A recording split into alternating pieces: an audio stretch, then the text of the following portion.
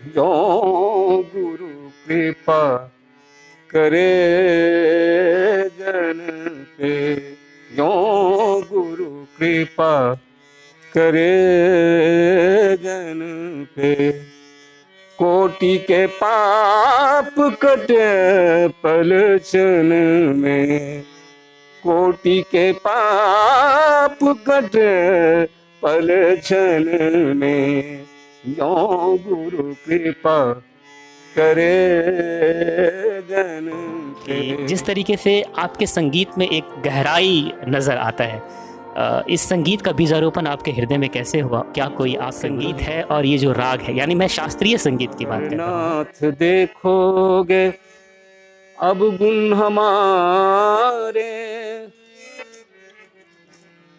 अगर नाथ देखोगे अब गुण हमारे, तो जीवन की नैया कैसे लगेंगे किनारे, अगर नाथ दे। अकेलेपन में कौन से अक्षर वो गीत जो आप गुनगुनाया करते हैं?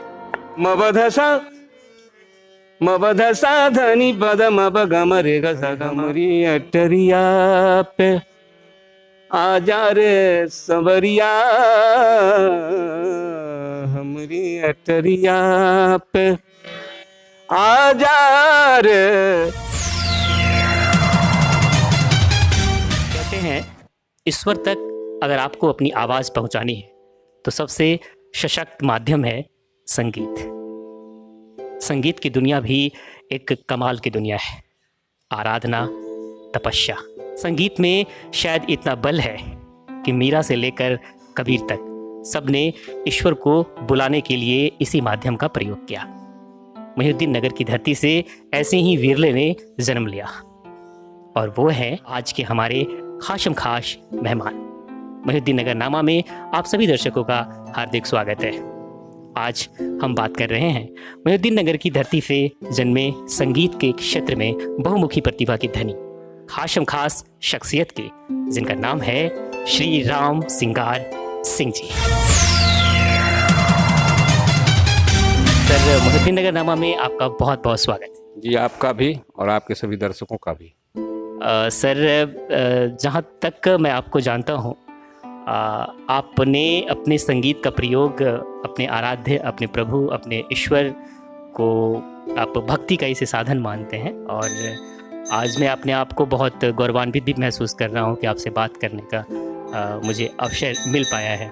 सबसे पहले इस कार्यक्रम की शुरुआत में और कार्यक्रम को आरंभ करें, एक आपका प्रिय भजन हो जाए सर, इसके बाद से शुरू करना चाहेंगे।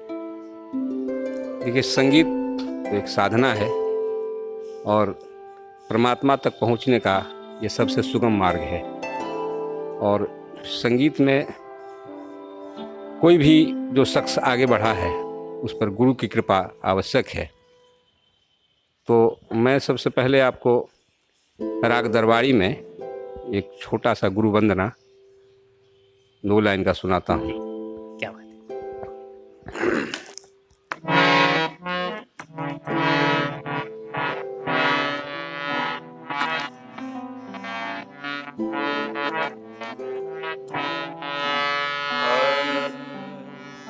है ना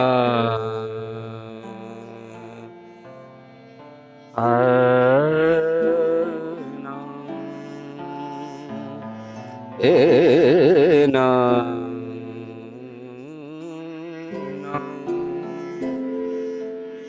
रे ग ग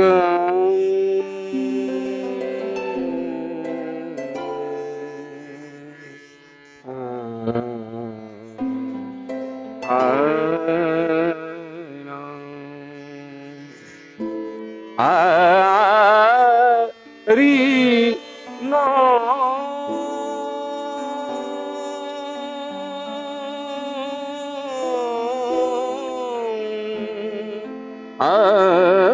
नो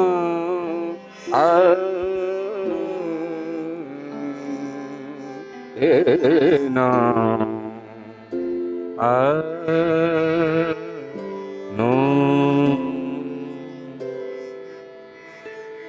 जो गुरु कृपा करे जन पे, क्यों गुरु कृपा करे जन पे।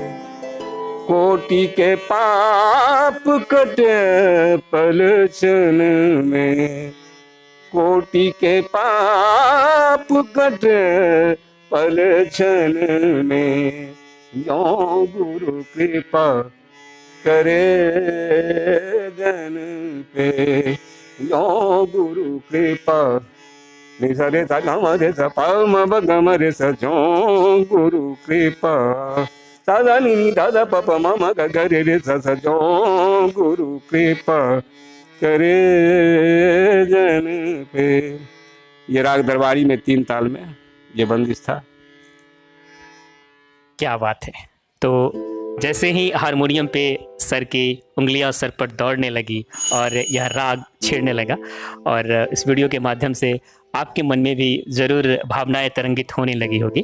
तो सर, अब मैं ये जानना चाहूँगा कि जिस तरीके से आपके संगीत में एक गहराई नज़र आता है, इस संगीत का बीजारोपण आपके हृदय में कैसे हुआ? क्या कोई आपके गुरु भी रहे? तो थोड़ा सा इंटरव्यू के बहाने, साक्षात्कार के बहाने दर्शक भी जानना चाहेंगे। देखिए, संगीत और अध्यात्म ये दोनों जुड़वा बच्चे हैं। ये जन्म के साथ आता है और कुछ तो पैतृक भी है। तो हमारी माँ भी देवी गीत गाती थी और हमारे ननिहाल पक्ष से हमारे नाना और मामा ये भी संगीत से बहुत रुचि रखते थे। तो ये हेरिडिटरी भी होता है कभी कभी संगीत। अब मैं तो कृपा मानता हूँ, क्योंकि 125 करोड़ लोग देश में हैं, लेकिन मैं नहीं समझ रहा हूँ कि लाखों भारत में ऐसे कलाकार होंगे जिसमें संगीत का सुर माता सरस्वती ने दिया, बहुत कम है। तो इसको यह मान लीजिए कि इतना दुर्लभ चीज़ है जिसको साक्षात सरस्वती की कृपा और भगवान की कृपा इसको माना जाए। संगीत को, संगीत का आशीर्वाद उन्हें ही प्राप्त होता है जिन पर माँ सरस्वती की विशेष कृपा होती है। सर को ऑल इंडिया रेडियो से लेकर दूरदर्शन तक हर जगह से बुलावा आया और हर जगह जाकर के सर ने अपनी प्रस्तुति दी। मोहिउद्दीन नगर के छोटे से क्षेत्र से निकलकर सर ने अपना नाम पूरे राष्ट्र स्तर तक पहुंचाया।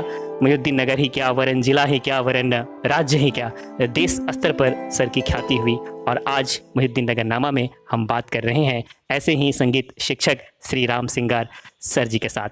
सर, अगला प्रश्न दर्शक जानना चाहेंगे कि ये जो संगीत है और ये जो राग है, यानी मैं शास्त्रीय संगीत की बात कर रहा हूँ, ये शास्त्रीय संगीत और जो भाव संगीत होता है, जैसे अगर कोई नए विद्यार्थी जो आते हैं, जब वो सीखना चाहते हैं तो बस वो जल्दबाजी में रहते हैं कि भाई जल्दी से जल्दी मैं गाना गाने लग जाऊं, फिल्मी गाना गाने लग जाऊं। शास्त्रीय संगीत की सार्थकता की समझ उनमें नहीं होती। साक्षात्कार के माध्यम से हमारे उन स्टूडेंट्स को भी बताइए सर।